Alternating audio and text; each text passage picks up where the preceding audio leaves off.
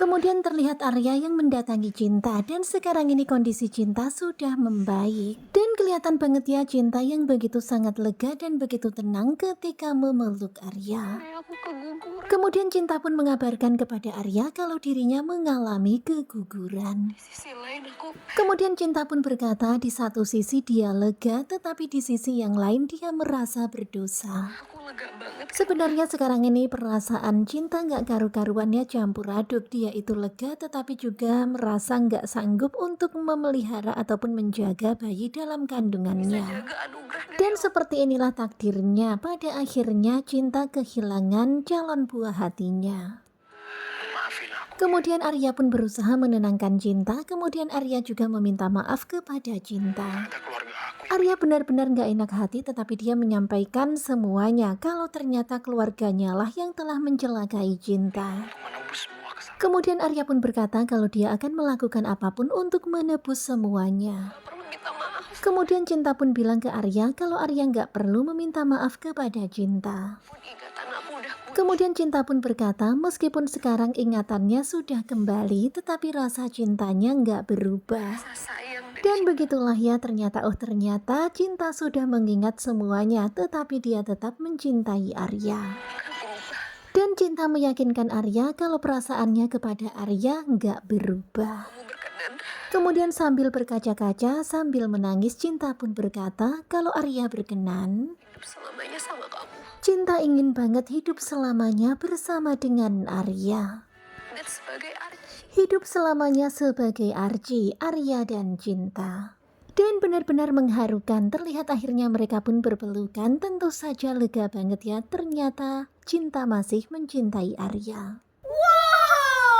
Dan tentu saja senang banget ya sekarang ini akhirnya mereka berdua pun bertunangan. Terlihat Cinta dan juga Arya yang begitu sangat bahagianya. Kemudian Arya pun memakaikan cincin di jari jemari Cinta. Dan begitulah kisah ini berakhir dengan happy ending untuk Arya dan juga Cinta. Sementara itu terlihat ya semuanya juga tersenyum bahagia. Kemudian terlihat Selma dan juga Farhan yang saling bertatapan. Kemudian di dalam hati Farhan mengatakan kata-kata yang begitu sangat dalam. Dan terlihat sekarang ini Arya mencium Cinta. Cinta sekarang berada di pelukan Arya dan terlihat ya Cinta begitu bahagianya.